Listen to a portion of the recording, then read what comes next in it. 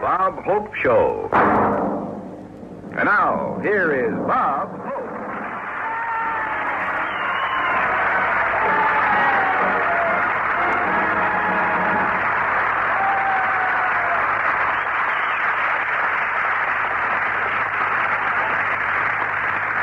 Thank you very, very much, ladies and gentlemen. Everything is no-cal. The Lifesaver Company is coming out with a new non-fattening candy. It's a hole with nothing around it. And Phil Harris finds it difficult to eat low-calorie food, so he's been doing setting-up exercises. You can find him at any bar saying, set him up.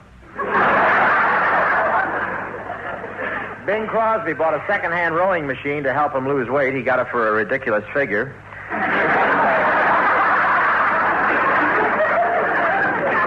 Everybody in my family is exercising. Even my brother's doing a 2-year stretch. Lots of people have asked Jack Benny why he doesn't make Don Wilson reduce, but Jack says it's Don's weight that makes him such an interesting announcer.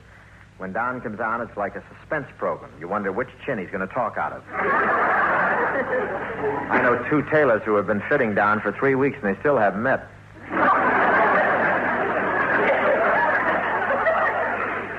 Of course, Bing has to watch his weight all the time. I won't say he was always fat. When he was born, I'd love to have had the talcum powder concession, that's all. Bing was so chubby, his mother had to jack him up to change his diaper. And he still has a spare tire to prove it. But because Bing plays so much golf, his arms are well developed, and I don't have to tell you that he does a lot of horseback riding, too. You know, I know someone who went on a diet and lost 32 pounds. Think of that, 32 pounds. Well, that's enough to start another Mickey Rooney. And Frank Sinatra really needs to put on some weight. The other night he came over to my house, and I showed him the closet and said, here, Frank, hang up your coat. He said, I can't. The moths are pulling the other way. Nobody's ever satisfied the way they are, though. Kate Smith would like to be thin. Sinatra would like to be fat. Have you ever seen Sinatra in a bathing suit? With a hair on his chest, he looks like one of Liberace's used toothbrushes.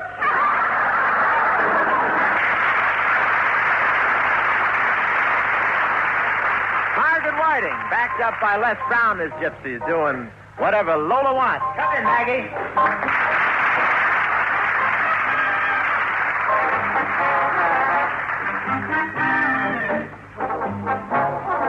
Whatever Lola wants, Lola gets. Little man, little Lola wants you. Make up your mind to have no regret. Recline yourself, resign yourself, you're through. I always get what I aim for, and your heart and soul is what I came for. Whatever Lola wants, Lola gets. Take off your coat. Don't you know you can't win? You're no exception to the rule. I'm irresistible, you fool. Give in, give in. Whatever Lola wants, Lola gets. A little man, little Lola wants you. Make up your mind to have no regrets. Recline yourself, resign yourself, you're through. I always get what I aim for, and your heart and soul is what I came for. Whatever Lola wants, Lola gets. Take off your coat. Don't you know you no exception in the room. I'm irresistible, you fool.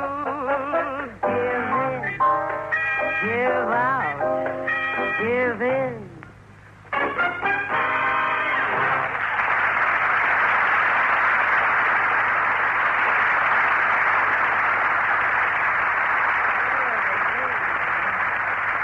Say, Bob, we're all set to start the show. What are we going to do tonight? Well, I just saw a terrific movie, Walt Disney's 20,000 Leagues Under the Sea. The whole thing was filmed under the ocean. Really? Yeah, they're still ringing out the cameraman. But 20,000 Leagues Under the Sea is such a great story. Tonight we're going to present our version. Wonderful, Bob. Here we go. Some sea music, Les.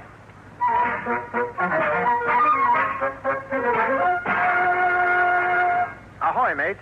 I'm Salty Hope. Able-bodied seaman, sailor before the mast, world adventurer, and notary public. Mother wanted me to be a lawyer. Tonight I'm going to tell you about a sea monster. A terrible monster that rose up out of the deep and destroyed the ship I was on. This monster had tentacles like an octopus, claws like a tiger, and more teeth than Liberace. Some of you may find this hard to believe, but what I seen with my own eyes, I seen with my own eyes. When I seen something, I seen it. So gather around, mates, and I'll tell you as strange a tale as you ever heard. This sea story you're about to hear is true. Only the fish have been changed by the order of the Board of Health. So let's go back to when it all began.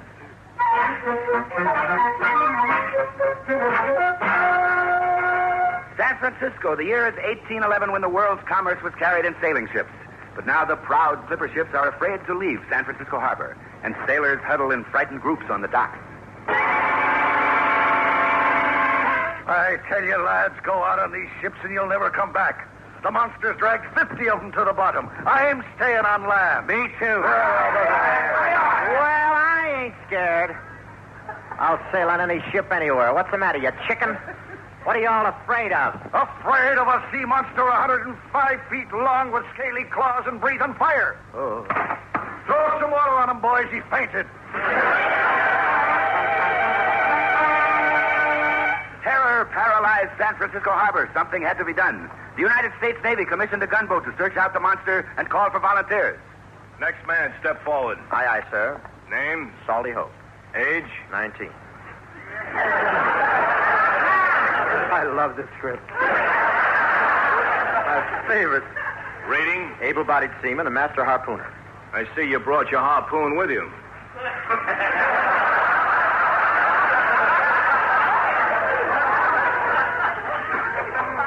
We may forget the monster and go after you. Master harpooner, huh? You'll come in handy when we run down the sea beast. Oh, I'm sure I will, sir. I can throw a 3-pound harpoon 1,000 feet or a 1,000-pound harpoon 3 feet, whichever you prefer.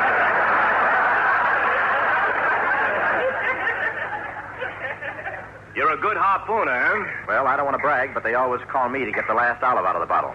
Well, I'm warning you. You've got your work cut out for you. The sea monster's gigantic. I can handle him, sir. I'm an expert.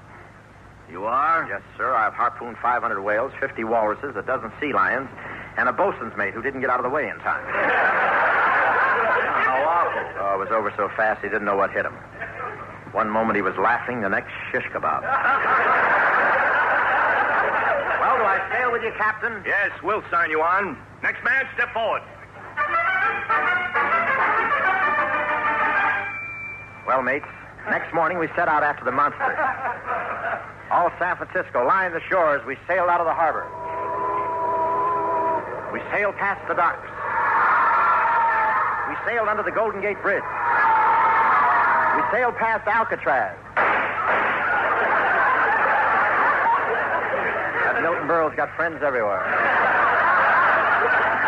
It was a grand sight as we headed down the bay under full sail. Raise the topsails. Set the spinnakers. Reef the yardarm. You.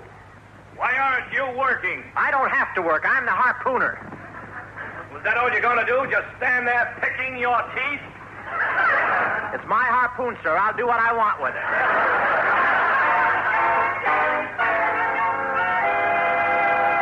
We searched for a month with no sign of the monster, and all that time the only thing we sighted was a school of porpoises, a few sticks of driftwood, and a loser from People Are Funny.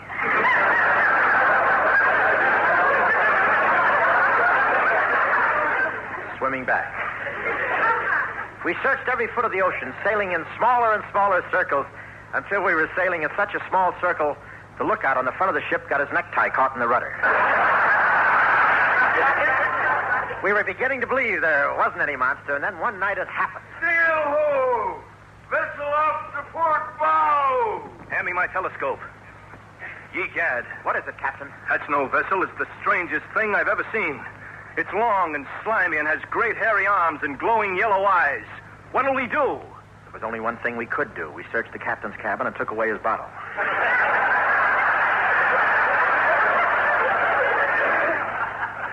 Ooh, it's the sea monster. It's coming at its full speed. It'll smash the ship to pieces. Run out the cannon. Fire number 1. Fire 2. Fire 3.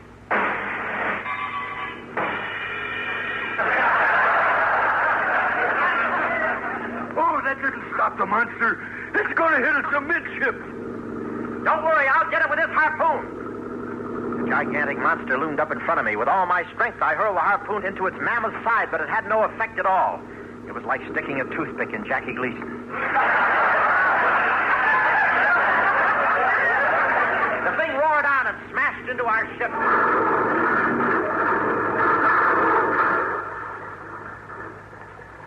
The ship sank instantly. I found myself in the water and I couldn't swim. Help! Help! I'll save you. I'll help you over to that piece of driftwood.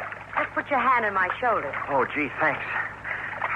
A few minutes later, I was safe on a drifting spar through a great stroke of luck. Goodbye. Goodbye. What a time to meet Florence Chadwick.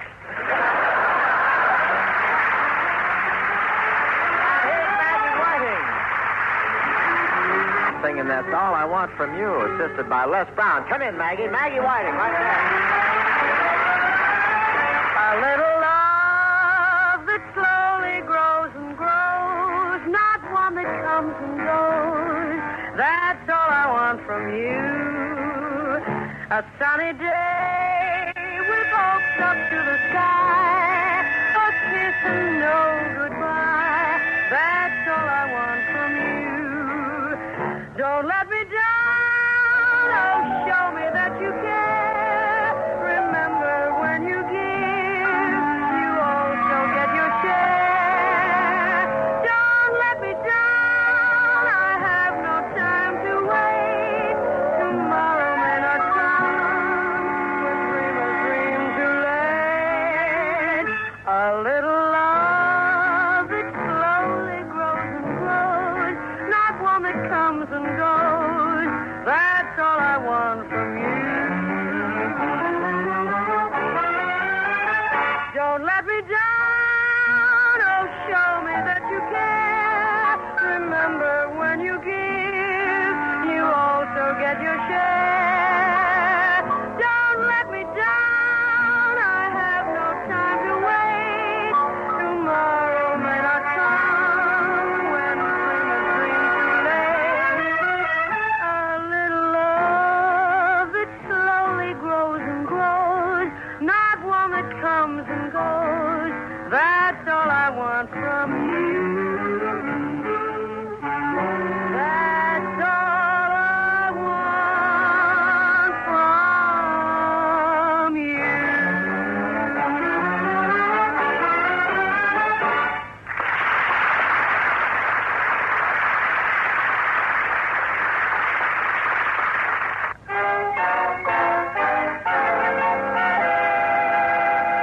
We continue our story. On the spot where the gunboat sank, there is nothing afloat but a driftwood raft. Oh, this hot sun beating down. Water. Water. Maggie, we're done for. We'll never see land again. I had a feeling he was right.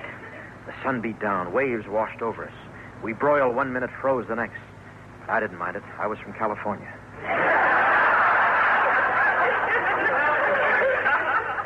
There we were. The two of us were the only survivors. The bosun's mate and me, the harpooner.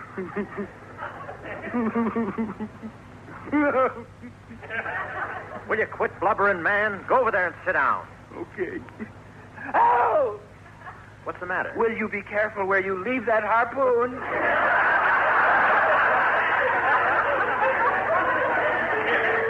Scotty, sit around and I'll pull it out. The days went by. We drifted helplessly.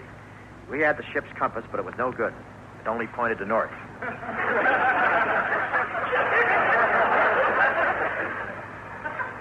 We were so desperate for something to eat, we started to look at each other. Somehow I didn't trust the bosun's mate. There's nothing I could put my finger on except the way he kept walking around me with a knife and a fork and a bottle of ketchup. In our misery, the sea monster was forgotten, and suddenly it rose up out of the ocean right beside us.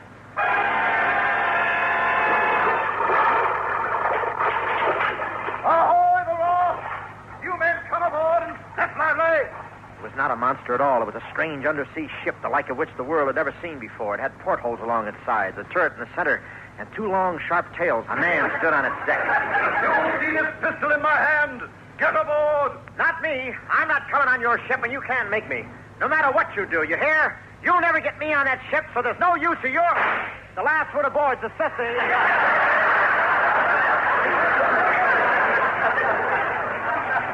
Take them below, men. Close the hatch. Aye, aye, sir.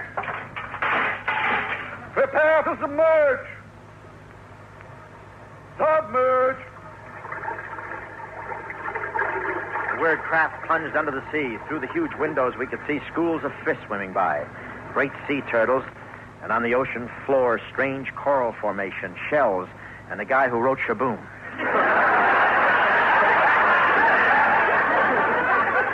The captain walked over to me. You are aboard the Nautilus, the world's first submarine. It travels beneath the ocean. Beneath the ocean?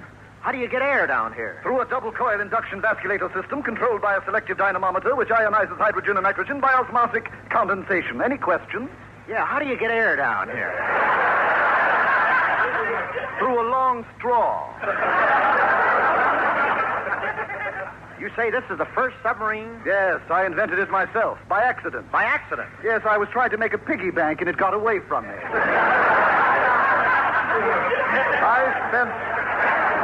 I have spent my entire fortune building this ship, and it's worth it. I live here under the sea in perfect contentment. No place has such peace and quiet. No place is so far removed from the world. Poor man, he'd never heard of Pasadena. I don't see how you stand it down here, out of touch with everything. Well, I do get a little curious. What's going on in the world? Well, it's the year 1811. James Madison is president. The railroad is halfway to the Pacific, and Crosby just made another picture. Crosby? Is he still around? Yeah, he'll never let go. Captain, you're not going to stay down here the rest of your life, are you? Why not? My kingdom is the sea, my friends are the fish, and the ocean is my backyard. Sounds jolly, but soggy. I'll slow down your badminton game. I know you must think I'm a madman, but I'm not. I'm not, do you hear? I'm perfectly sane. Your tonsils went that way. Down here, I'm ruler of all I survey. Standing there, the captain was a striking figure with his black beard and dark, piercing eyes. There was nothing particularly strange about his eyes, except that one was above the other. He looked as though his mother had been frightened by a traffic light. You! Why are you staring at me? I'm sorry, I was waiting for the go-ahead signal. He was very richly dressed. He wore a beautiful purple velvet robe and puffed on a hand-carved meerschaum pipe that hung loosely around his hips. After a fine dinner that evening, he showed us around the strange vessel. And this is our automatic kitchen. Even though we're 5 miles down in the ocean, we're equipped to cook 600 lobsters at one time. 600 lobsters? Why so many? You never know when people will drop in.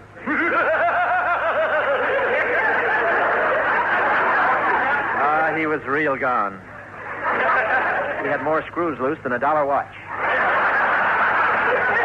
Now then, here's my next invention. This machine washes the clothes of the entire crew in a single operation. How does it work? Well, when I press this button, hot water flows through this chromium pipe.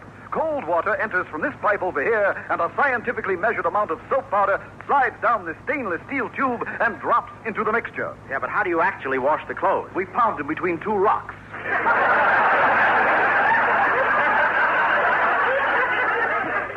Amazing. How long are you going to keep us prisoner on this submarine, Captain? I must warn you, don't try to escape. On a submarine, the slightest mishap can cause disaster. Really? To give you an example, this morning we submerged too fast while the hatch above the crew's quarters was still open. It was a terrible tragedy. What happened? We lost our ashtray. Yeah, a thing like that could stop any ship. Oh, we'll finish our tour.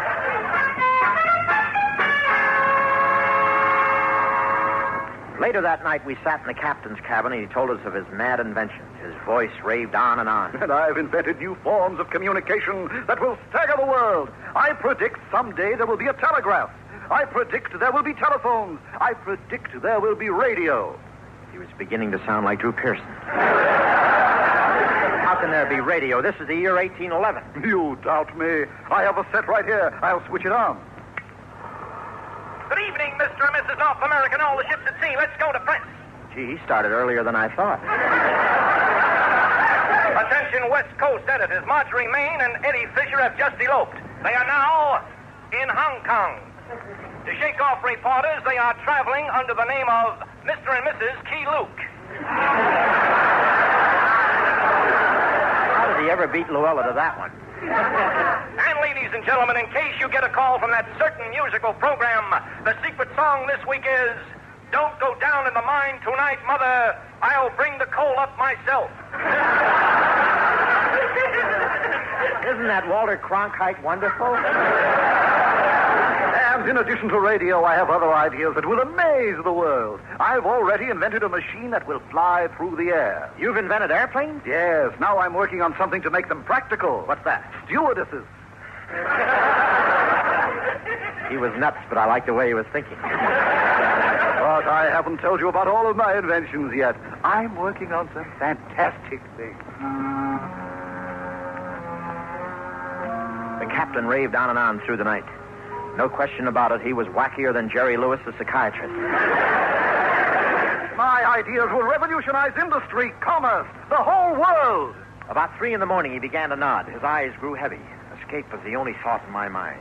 Watching my chance, I leaped for the pistol in his belt. Ha-ha! Now I got you. Put your hands up over your head. You fool. Give me that pistol or I'll take it away from you. Get back. Now hand me that gun. But I shot you so many times. Why don't you fall? I forgot to tell you, I also invented bulletproof longies.